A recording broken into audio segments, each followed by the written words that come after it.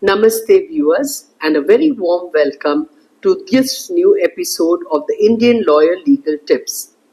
I am Sushila Varma, Advocate and Chief Consultant with the firm. Today we bring you a topic called Understanding Bails. There is no harm in having some knowledge of the criminal law because even if you are not involved with the criminal law, there might be somebody in your vicinity or in your friends and family circle who can actually benefit by this knowledge that we are giving you today. Now let us understand what is the objective of a bail and where is it defined under the law. Bail is defined under the BNSS.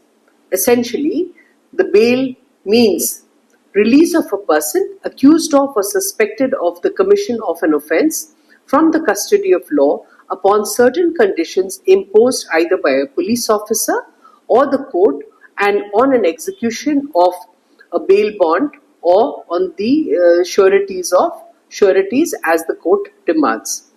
Now, what is the objective of a bail? The right to personal liberty is a basic fundamental right that every Indian has been assured under Article 21 of the Constitution of India. What the bail does is try to safeguard us and our personal liberty.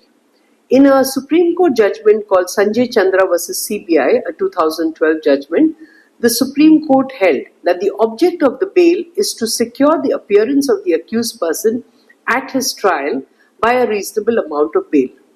Bail is neither punitive nor preventative. The concept is rooted in the principle that every individual is presumed innocent until proven guilty. Hence, deprivation of liberty is something that the Constitution protects, and as such, if you are able to satisfy a court or a police officer that you are entitled to a bail, you can get the bail. Now let us understand what are the types of bail. Typically, I would say there are 5 types of bail. One is the regular bail. That is, a person who has been arrested or detained by the police or in judicial custody can apply or seek regular bail. Then you have what is called the interim bail. An interim bail is a temporary form of bail granted during the pendency of an application for an anticipatory or a regular bail.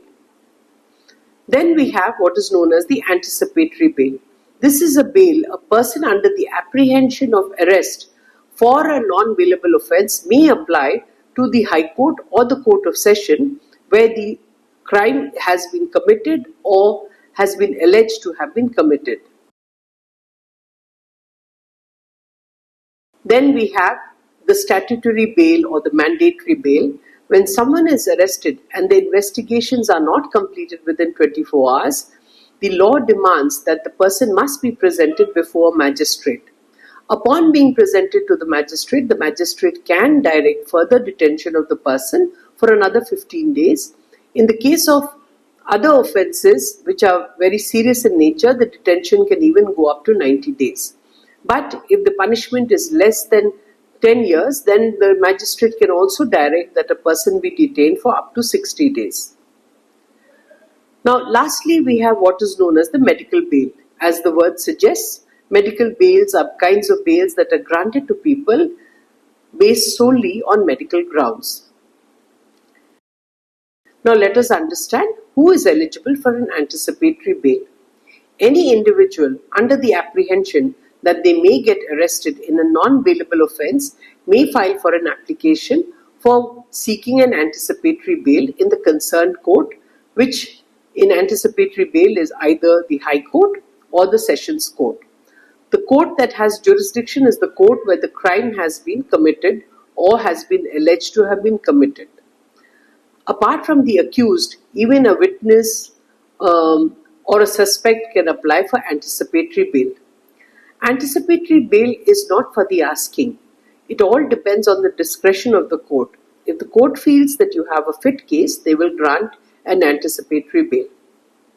Now let us understand what are the essential features of an interim bail. Interim, as the very word suggests, means it's for a short time. So the basic principle of an interim bail is that it will be for a limited or a short period of time within which the person who has been accused has to go and get a regular bail or get an anticipatory bail. Now coming to the difference between an interim bail and an anticipatory bail. For the convenience of the viewers, we have put this on the slide which can be seen below.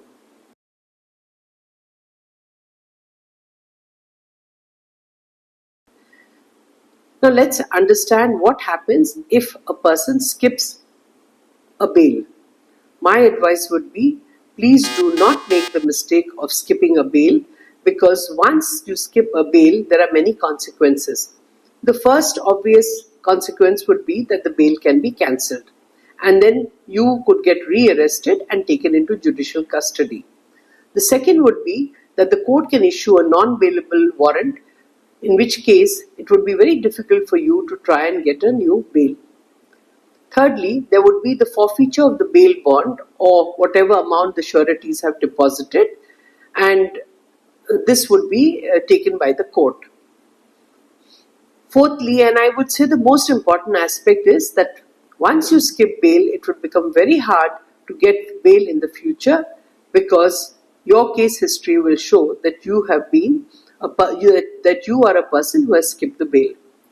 There is also the possibility of contempt or additional charges being framed against you if you skip a bail. Hence, please be very careful if you are giving a surety or if you are taking a bail, that come what may, you should make yourself present as and when you are required to report, and not be one of those persons who has skipped a bail. Now let us examine some important Supreme Court judgments. The first in line that I would like to discuss is Arnesh Kumar versus State of Bihar, which is a 2014 judgment. This was the outcome of a matrimonial dispute between a husband and wife. The husband was the accused and the wife made a complaint under 498A. The wife and her parents and her relatives were insisting that Arnesh Kumar be arrested. However, when the matter came up to the Supreme Court, the division bench of the Supreme Court held that all such cases where offence is punishable with imprisonment for a term which may be less than 7 years or which may extend to 7 years, whether with or without fine, police officers shall not arrest the accused unnecessarily, and the magistrate shall not authorize detention casually and mechanically. Failure to comply with these directions shall render the police officer liable for departmental action, and in the case of the judicial magistrate, he will be answerable or liable for a departmental action by the appropriate High Court. Para 3.2 of this judgment is extremely important, hence we are reproducing it on the screen, as these days there are many husbands who have been wrongly accused of matrimonial offences when they are actually innocent. So if a wife has accused you of matrimonial offences of mental and physical cruelty under 498A, please rest assured that you will not automatically get arrested unless and until the circumstances are so grave that it calls for your arrest. Now let us see another recent judgment in which a bail was granted in a rape case. This is X versus State of Rajasthan, decided by the Supreme Court on the 27th of November 2024. The division bench of the Supreme Court held that when a woman who has been the victim of a gang rape has given her statement, and her statement is not very comprehensive, it does not mean that the accused can get the bail. The court also felt that both the accused who were arrested had already been granted bail earlier. The police recorded the victim's statement under Section 164 and later filed a charge sheet. The Sessions case was registered. Only one witness had been examined when the respondent number 2 applied for bail. The Supreme Court emphasized that courts should be very cautious in granting bail for serious offences like rape, murder and dacoity once the trial has commenced. The court observed that bail should not be granted routinely during the trial phase, especially when the prosecution has started presenting its witness. The court further held that minor discrepancies in the victim's statement should not be the sole basis for granting of a bail. The court felt that premature bail decisions can influence the trial's integrity and the victim's testimony, as the victim may be fearful of what the accused can do. Hence, in conclusion, I would like to say that if you have been accused in any offence, you are entitled under the law to seek a bail. The kind of bail will depend on the type of offences. Dear viewers, please understand that this particular episode is only legal tips in the matter of bails. It is not legal advice. If you wanted to take a bail, please approach a lawyer with the required documents, that is the FIR and other documents that can prove that you have been innocent, the charge sheet and whatever else that you can get hold of, and then take the advice based on which you can apply for a bail. Dear viewers and subscribers, I thank you deeply from the bottom of my heart, and my team joins me in thanking you that we have so many subscribers in such a short period of time. We are grateful to you and we want to reach out to many more people. If you share this video, it will be a very big help to us, because these videos are made as a social cause. If you have found this video useful, please like, share and subscribe and help us to make many more such videos. Have a good day and thank you till we meet each other again.